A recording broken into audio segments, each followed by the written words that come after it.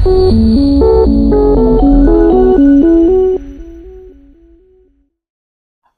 Hello welcome to my channel Stephens interactive English. ఈరోజు మనము second ఇయర్కి సంబంధించినటువంటి ఒక మోడల్ పేపర్ ఎగ్జామ్లో ఏ విధంగా రాయాలి, మీరు ఎలా రాస్తే 79 out of 80 వస్తాయి అనేటువంటి విషయం గురించి నేను ఈరోజు మీకు వివరించాలనుకుంటున్నా. సెకండ్ ఇయర్ వాళ్ళకి 10th March 2025 రోజున మీకు ఎగ్జామ్ ఉంది కాబట్టి ఈ వీడియో మీరు విన్నట్లయితే ఖచ్చితంగా మీకు 79 వచ్చేటువంటి అవకాశం ఉంటుంది. సో చాలామంది ఏం చదవాలి, ఎలా చదవాలి, పాస్ అవుతామా, 79 out of ఎలా తెచ్చుకోవాలని టెన్షన్ పడుతూ ఉంటారు. సో ఈ వీడియో వింటే మీకు టెన్షన్ అనేటువంటిదే అవసరం లేదు. చూద్దాం ఇప్పుడు ఎలా చదవాలి, ఏం చదవాలి, ఏది చదివితే ఎక్కువ మార్కులు వస్తాయి అనేటువంటి విషయాన్ని మనం ఇక్కడ క్లియర్గా చూద్దాం. ఓకే, చూడండి ఇక్కడ how to get 79 out of 80 in inter second year. Inter second ఇయర్లో 80కి 79 మార్కులు సాధించడం ఎలా అనేటువంటి విషయాన్ని ఈరోజు మనము చూద్దాం. మోడల్ పేపర్ ఏ విధంగా ఉంటుంది, దాన్ని ఎక్స్ప్లెయిన్ చేస్తూ ఏ బిట్లు ఇంపార్టెంట్, ఎలా రాయాలనేటువంటిది కూడా ఎక్స్ప్లెయిన్ చేయడం జరుగుతుంది. చూడండి ఇక్కడ మనకి క్వశ్చన్ పేపర్ ఇవ్వగానే అందులో 3 సెక్షన్స్ ఉండడం జరుగుతుంది. చూడండి, సెక్షన్ ఏ ఒకటి, సెక్షన్ బి ఉంటుంది, సెక్షన్ సి ఉంటుంది. సెక్షన్ ఏ మొత్తం కూడా టెక్స్ట్ అంటే లెసన్స్ ఉంటాయి, టెక్స్ట్ రాయాలి. ఆ యొక్క సెక్షన్ ఏ మొత్తం కూడా 24 మార్క్స్కి ఉంటుంది. సెక్షన్ ఏ మొత్తం కూడా 24 మార్క్స్కి ఉండడం అనేటువంటి జరుగుతుంది. సో ఇందులో 3 బిట్స్ ఉంటాయి. సెక్షన్ ఏలో మనకి 3 బిట్స్ ఉంటాయి. ఫస్ట్ బిట్ ప్రోజ్ నుంచి రావడం జరుగుతుంది. ప్రోజ్ నుంచి క్వశ్చన్ అండ్ ఆన్సర్స్ వస్తాయి. మనకి ప్రోజ్లో టోటల్ 4 లెసన్స్ ఉన్నాయి. మీకు ఏమైనా మీకు నచ్చిన 3 లెసన్స్ మీరు చదువుకోండి. మీరు 3 చదువుకున్నట్లయితే మీ యొక్క 4 లెసన్ నుంచి ఖచ్చితంగా 3 క్వశ్చన్స్ వస్తే అందులో నుండి మీరు 2 రాసే అవకాశం ఉంటుంది. అంటే 3 నేర్చుకుంటే కన్ఫామ్గా 2 రాయొచ్చు. మనం రాయాల్సింది కూడా 2 కాబట్టి మీరు ఒక 3 నేర్చుకుంటే 2 రాసేటువంటి అవకాశం ఉంటుంది. ఒక్కొక్క క్వశ్చన్కి 4 మార్కులు, 2 క్వశ్చన్స్ రాస్తే మనము 8 మార్కులు. ఓకేనా? సో ఇక్కడ 2 into 4 is equals to 8 marks.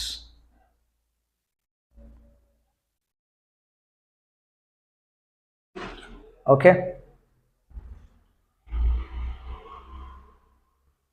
So ఇక్కడ మనము 1, 2, 3 క్వశ్చన్స్ వస్తాయి. ఇందులో మనము ఏవైనా 2 రాయాలి. రాసేటప్పుడు కూడా మీరు ఎలా రాయాలంటే సైడ్ హెడ్డింగ్ ఉంటుంది కదా, అబౌట్ ది పోయిట్ అని, అబౌట్ ది ఆథర్ అని, అబౌట్ ది ఆథర్ అని ఇలా సైడ్ హెడ్డింగ్ పెట్టిన తర్వాత కాలన్ పెడతారు. కాలన్కి ఎదురుగా నుంచి ఆన్సర్ స్టార్ట్ చేస్తారు. అలా స్టార్ట్ చేయకండి. ఎలా స్టార్ట్ చేయాలంటే దీని కింది నుంచి ఆన్సర్ స్టార్ట్ చేయండి. దీని కింది నుంచి మనము ఆన్సర్ స్టార్ట్ చేయాలి. ఇలా రావాలి. ఇలా రాస్తే మనకి సైడ్ హెడ్డింగ్ నీట్గా కనిపిస్తుంది. ఇలా same about the author, about the poet, ఈ విధంగా మనము కన్క్లూజన్, ఎక్స్ప్లెనేషన్ అలా రాయాలి. సో ఇలా రాయడం వల్ల ఆన్సర్ చూడడానికి కూడా చాలా నీట్గా కనబడుతుంది. Paper presentation is very very important, గుర్తుపెట్టుకోండి. సో ఇలా రాసేటప్పుడు మరి మనం ఆథర్ నేమ్ కింద, లెసన్ నేమ్ కింద బ్లాక్ పెన్ తోటి అండర్లైన్ చేయండి. ఇంకా లిటరీ వర్క్స్ ఏమైనా ఉన్నా వాటి కింద కూడా మీరు అండర్లైన్ చేయండి. అంటే దాన్ని హైలైట్ చేయాలి. మనం ఆ యొక్క కీ పాయింట్స్ ఏవైతే ఉంటాయో వాటిని మనం బ్లాక్ పెన్ తోటి అండర్లైన్ చేయడం వల్ల మంచి మార్క్స్ వచ్చే అవకాశం ఉంటుంది. అదేవిధంగా ఇంకేం చేయాలంటే మనము కన్క్లూజన్ కింద మీకు ఒక లెసన్ నుంచి, ఏ లెసన్ నుంచి అయితే ఆ క్వశ్చన్ ఆన్సర్ రాస్తున్నావో ఆ లెసన్కి సంబంధించినటువంటి ఆన్సర్కి సంబంధించినటువంటి ఒక కొటేషన్ కూడా మీరు నేర్చుకోండి. గూగుల్లో టైప్ చేస్తే కొటేషన్స్ వస్తాయి. ఆ కొటేషన్ కూడా మీరు మంచి కొటేషన్ ఒకటి బై హార్ట్ చేసి ఆ కొటేషన్ బ్లాక్ పెన్ తోటి కన్క్లూజన్ కింద మీరు రాయండి. అలా ప్రతి ఆన్సర్కి ఒక్కొక్క కొటేషన్ రాసుకుంటూ వెళ్ళండి. చాలా బాగుంటుంది. అది పేపర్ ఇవాల్యుయేషన్ చేసే వ్యక్తి ఏమనుకుంటారంటే మా కొటేషన్ కూడా రాశారు కదా వీళ్ళు, సో అమ్మాయి బాగా చదువుతుంది అంటే అబ్బాయి బాగా చదువుతాడని వాళ్ళకి మంచి 4 మార్క్స్ వేసే అవకాశం ఉంటుంది. ఓకేనా? సో ఈ విధంగా మనము టెక్స్ట్ మొత్తం కూడా రాయాలి. సో ఫస్ట్ బిట్ ప్రోజ్ నుంచి క్వశ్చన్ అండ్ ఆన్సర్స్ వస్తాయి. సెకండ్ బిట్ పోయెట్రీ నుంచి క్వశ్చన్ అండ్ ఆన్సర్స్ వస్తాయి. మనము ఎన్ని రాయాలి అంటే 3 ఇస్తాడు, మనము 2 రాయాలి. సో అంటే మీరేం చేయాలి, పోయెట్రీ నుంచి మీరు ఏమైనా 3 పోయమ్స్ నేర్చుకోండి. కన్ఫామ్గా మీరు 2 క్వశ్చన్స్ వస్తాయి, అందులోకి నుంచి మీరు 2 రాసేటువంటి అవకాశం ఉంటుంది. ఓకే, నెక్స్ట్ షార్ట్ స్టోరీస్ నుంచి కూడా క్వశ్చన్ ఆన్సర్స్ వస్తాయి. ఇందులో కూడా మనము 2 రాయాలి. 2 into 4 is equals to 8, total 24 marks. So దీని మీద మనం ఎక్కువ కాన్సన్ట్రేషన్ చేయాల్సిన అవసరం లేదు. జస్ట్ ఇంగ్లీష్లో నువ్వు ఓన్గా రాసినా నో ప్రాబ్లం. మనకి ఆన్సర్ కనబడితే క్వశ్చన్ టు ఆన్సర్ ఉంటే సరిపోతుంది మనకి. So you know need to concentrate on the text. Just you go through it అంతే. అంటే దాన్ని ఒకసారి మీరు చదువుకుంటూ వెళ్ళండి అంతే. ఓకేనా. నెక్స్ట్ ఇప్పుడు మనము సెక్షన్ బికి వద్దాం. Section B and section C మొత్తం కూడా గ్రామర్ ఉంటుందండి. ఇందులో మనకి టోటల్ 56 మార్క్స్కి వస్తుంది grammar, section B and section C. So 56 మార్కులకి మనకు గ్రామర్ రావడం అనేటువంటి జరుగుతుంది. చూడండి ఇక్కడ 4th బిట్లో ఏముంటాయంటే కాంప్రిహెన్సివ్ ప్యాసేజ్. 4th బిట్లో ఏముంటుంది మనకి కాంప్రిహెన్సివ్ ప్యాసేజ్. కాంప్రిహెన్సివ్ ప్యాసేజ్ అంటే ఒక ప్యాసేజ్ ఇస్తాడు, దాని కింద కొన్ని 6 క్వశ్చన్స్ ఇస్తాడు. అంటే కాంప్రిహెన్సివ్ అంటే అండర్స్టాండ్, అంటే ప్యాసేజ్ని మనం అర్థం చేసుకొని కింద ఇచ్చినటువంటి క్వశ్చన్స్ని మనం ఏం చేయాలంటే చదివి అందులో ఉన్నటువంటి ఆన్సర్ను మనం ఫైండ్ అవుట్ చేసి రాయాలి. అలా అంటే క్వశ్చన్స్లో చదవాలి, అందులోనే ప్యాసేజ్లో ఆన్సర్ ఉంటుంది, దాన్ని ఫైండ్ అవుట్ చేసి మనం రాయాలి. ఇలా రాసేటప్పుడు కూడా మనకి 6 క్వశ్చన్స్ ఇస్తాడు కదా, ఆ క్వశ్చన్ నెంబర్ కూడా మీరు సీరియల్గా వేయాలండి. ఇది పేపర్ అనుకోండి, ఇది మార్జిన్ అనుకోండి, ఇది 4th బిట్ కదా, 1 2 3 4 5 6 క్వశ్చన్స్ ఇలా సీరియల్గా రాయాలి నెంబరింగ్ అనేటువంటిది. నీకు ఫస్ట్ ఆన్సర్ వస్తే రాయండి, సెకండ్ ఆన్సర్ రాకపోతే స్పేస్ వదిలేయండి, మళ్ళీ థర్డ్ ఆన్సర్ రాయండి, 4th ఆన్సర్ వస్తే స్పేస్ 6. మనం రాయాల్సింది 4 2 చాయిస్, కానీ మీరు ఎగ్జామ్లో 6కి 6 రాయాలి. ఓకే, అన్నీ రాసేయండి, ఏ చాయిస్ కూడా వదిలేదు. 4 రాయమన్నాడు కదా నేను 4 రాస్తా అని మీరు అనుకోవద్దు. ఓకేనా. 4కి 4 మీరు రాయండి, మిగిలిన 2 చాయిస్ కింద కోల్పెడతారు. ఒకవేళ మీకు రాంగ్ అయినా కానీ మనము ఈ యొక్క 4 రైట్ అయితే మనకు 4 మార్కులు వచ్చే అవకాశం ఉంటుంది. అంటే ఎగ్జామ్లో ఏ విధంగా ఉంటుంది అంటే ఇవాల్యుయేషన్, నువ్వు 6 రాసినా ఒకవేళ 2 రాంగ్ అయినా ఏవైతే రైట్ అవుతాయో అవే క్యాలిక్యులేషన్ తీసుకోవడం అనేటువంటి జరుగుతుంది. ఓకేనా. సో ఇది కాంప్రిహెన్సివ్ ప్యాసేజ్. ఈ విధంగా రాయాలి, సీరియల్ నెంబర్ సీరియల్గా ఉండాలి, గుర్తుపెట్టుకోండి, మార్చద్దు. సో నెక్స్ట్ 5th బిట్ కూడా కాంప్రిహెన్సివ్ ప్యాసేజ్, సేమ్ ఇదే విధంగా మీరు కాంప్రిహెన్సివ్ ప్యాసేజ్ మీ మెటీరియల్లో ఉన్న ప్రతి ఒక్కదాన్ని ప్రాక్టీస్ చేయండి. లైట్ తీసుకోవద్దు, కాంప్రిహెన్సివ్ ప్యాసేజే కదా, ఆన్సర్లు అందులో ఉంటాయి కదా, రాయొచ్చు కదా అని మీరు అనుకుంటారు.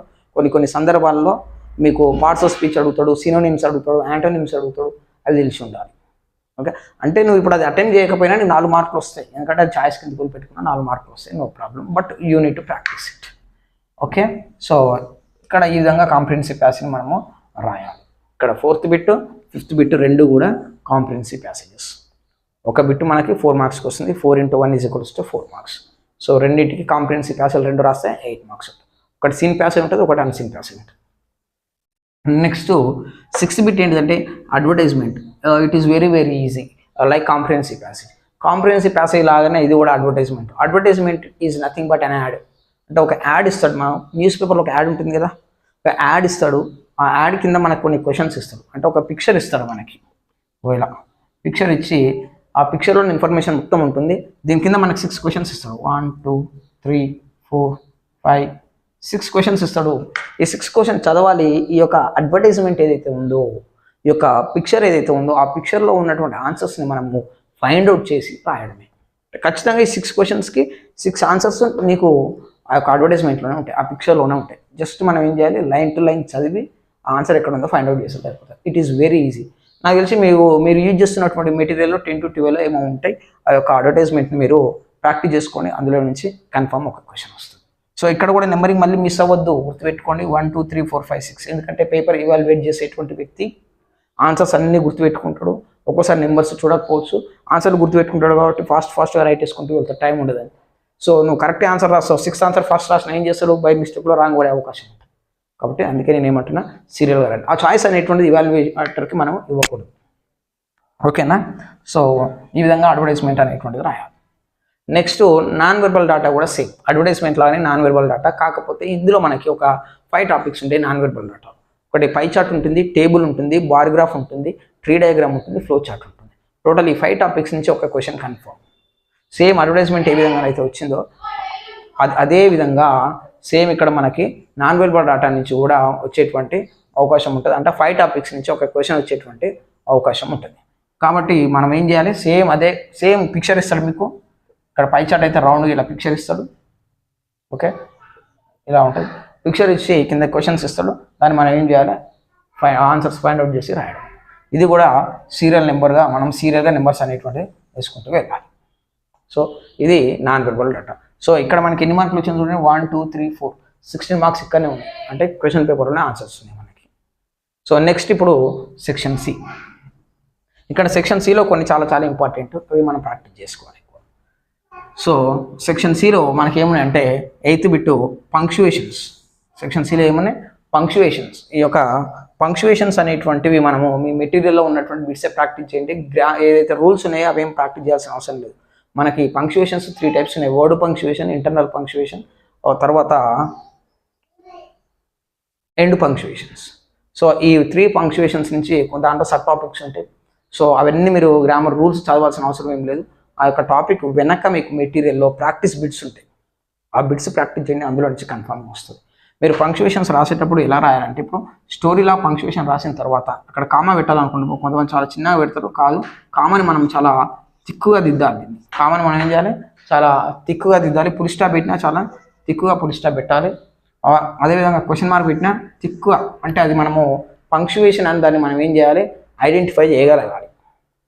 అలా ఐడెంటిఫై చేసినప్పుడే, అంటే అతను ఇవాల్యుయేట్ చేసేటువంటి వ్యక్తి దాన్ని ఐడెంటిఫై చేయగలగాలి. మనం చిన్నగా రాస్తే కనిపించదు. కాబట్టి మీరు ఏం చేయాలి, స్టోరీని మనము బ్లూ పెన్ తోటి రాయాలి. పంక్చువేషన్స్ అనేటువంటి వాటిని మనము బ్లాక్ పెన్ తోటి రాయాలి. అలా పంక్చువేషన్స్ బ్లాక్ పెన్ తోటి రాయడం వల్ల అతనికి నీట్గా కనిపిస్తుంది, కాబట్టి మార్కులు పడేటువంటి అవకాశం ఉంటుంది. టోటల్ అతను 10 నుంచి 12 పంక్చువేషన్స్ ఇస్తాడు. కొన్ని సందర్భాల్లో 8 పంక్చువేషన్స్ ఇస్తాడు. 8 ఇచ్చినప్పుడు చాలా జాగ్రత్తగా రాయాలి. 10 ఇస్తే మనకి 2 చాయిస్ ఉంటుంది, 12 ఇస్తే 4 చాయిస్ ఉంటుంది. కానీ మనం 8 రాయాలి. కానీ మీరు ఎన్ని పంక్చువేషన్స్ ఇస్తాయని రాయండి. ఒక్కొక్క దానికి ½ మార్కు. టోటల్ ఎన్ని 8 రాయాలి. 8 × ½ = ఎన్ని మార్కులు వస్తే మనకి ఇక్కడ 4 మార్క్స్ వచ్చేటువంటి అవకాశం ఉంటుంది. Next matching. ఇక్కడ మ్యాచింగ్ అనేటువంటి దాన్ని ఎట్లా రాయాలంటే, మనము మీనింగ్స్ ఉంటాయి. మీ యొక్క మెటీరియల్ టోటల్ మీకు ఎన్ని మీనింగ్స్ ఉంటాయంటే 115, 115 మీనింగ్స్ ఉంటాయి. ఈ యొక్క మీనింగ్స్ ఏవైతే ఉన్నాయో అవన్నీ కూడా మీరు చదవండి. 115 మీనింగ్స్ వచ్చి ఉండాలి. అందులో నుంచే కన్ఫామ్ క్వశ్చన్ రావడం అనేటువంటి జరుగుతుంది. అందులో నుంచి మీకు టోటల్ ఎన్ని అడుగుతారంటే 6 అడుగుతాడు. మనం ఎన్ని రాయాలి, 4 రాయాలి. Each one carries 1 mark, total 4 marks. ఓకేనా.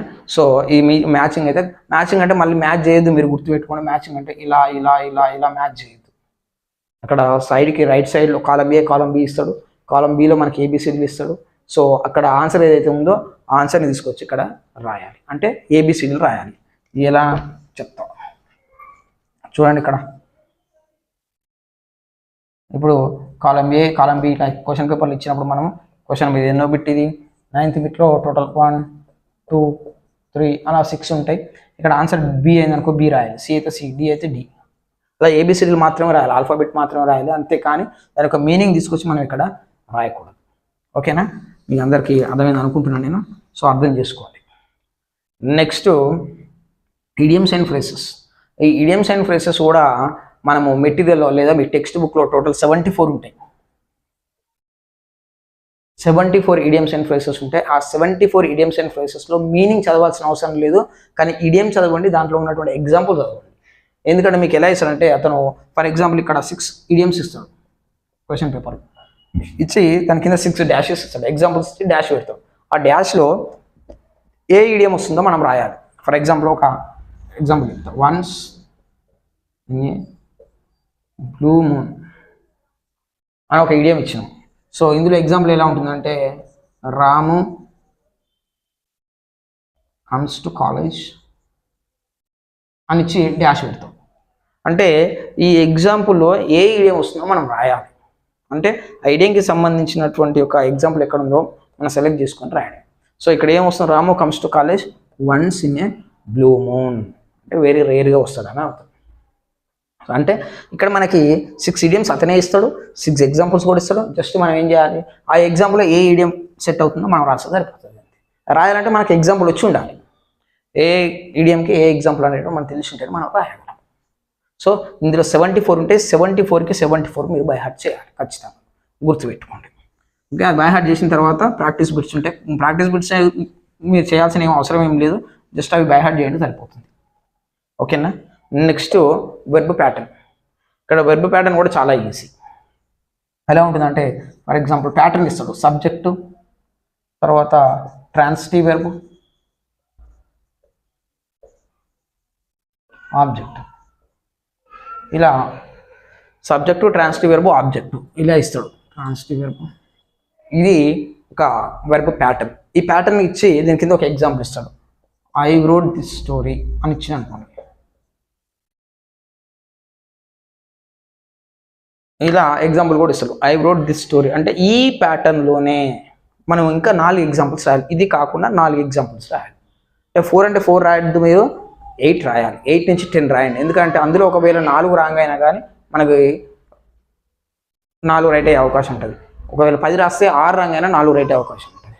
కాబట్టి రైట్ అయిన మార్కులో క్యాలిక్యులేషన్లోకి తీసుకుంటాం. ఇది రాయడం easy. I wrote the story అన్నా కదా, ఇక్కడ హీ పెట్టచ్చు, హీ రోట్ పోయేమని రాయొచ్చు.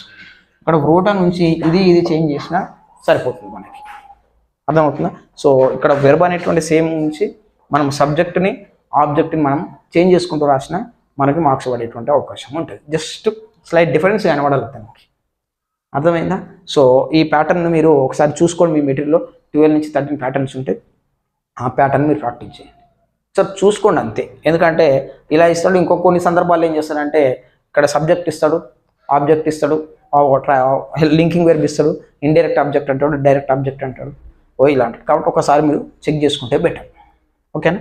నెక్స్ట్ మనము 12th బిట్ చూద్దాం. Form filling.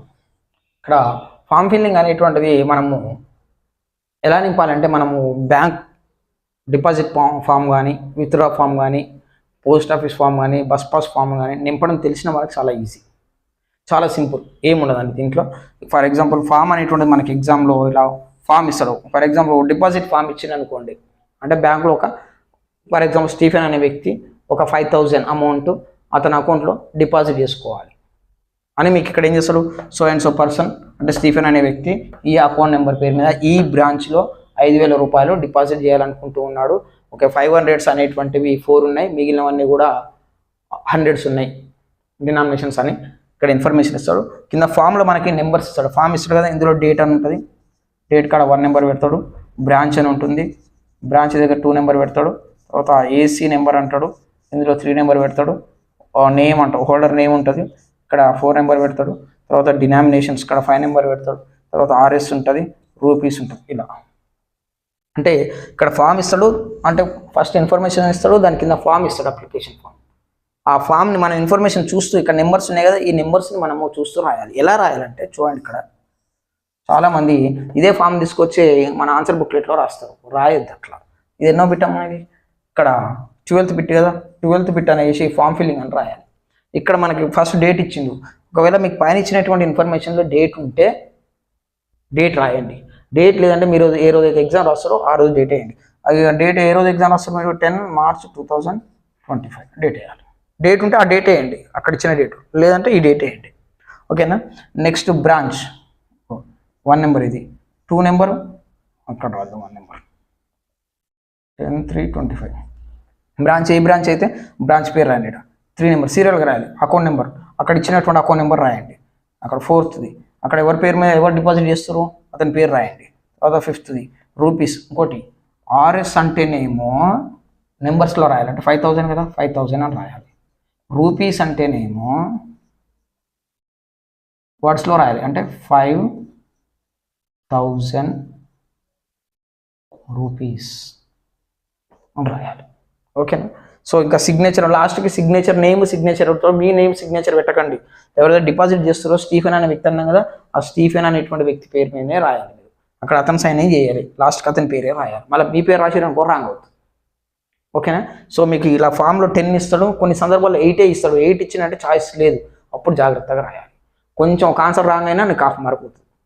సో ఒకవేళ 10 ఇస్తే 2 ఛాయిస్ ఉంటుంది, నో ప్రాబ్లం. కొన్ని సందర్భాలు 12 కూడా ఇస్తాడు.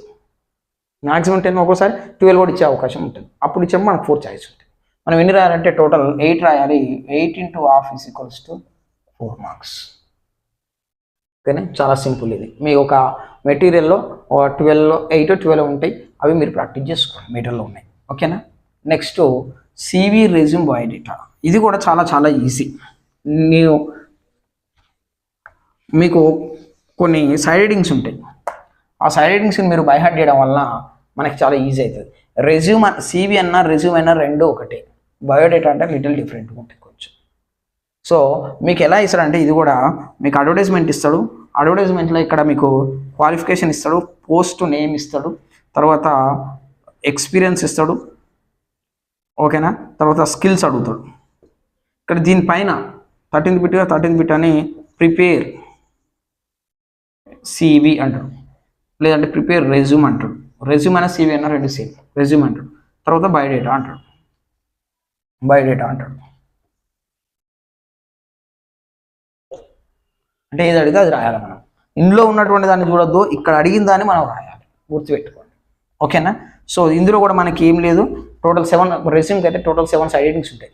అడ్రస్ ఉంటుంది, ఆబ్జెక్టివ్ ఉంటుంది, ఎడ్యుకేషనల్ క్వాలిఫికేషన్స్ ఉంటాయి, వర్క్ ఎక్స్పీరియన్స్ ఉంటుంది, టెక్నికల్ స్కిల్స్ ఉంటాయి, తర్వాత అడిషనల్ ఇన్ఫర్మేషన్ స్ట్రెంగ్స్ ఉంటాయి, తర్వాత additional information. Total 7 side headings ఉంటాయి. ఈ 7 సైడ్ హెడ్డింగ్స్ మీరు బై హార్ట్ చేస్తే ఆన్సర్ వచ్చినట్టే. ఓకేనా?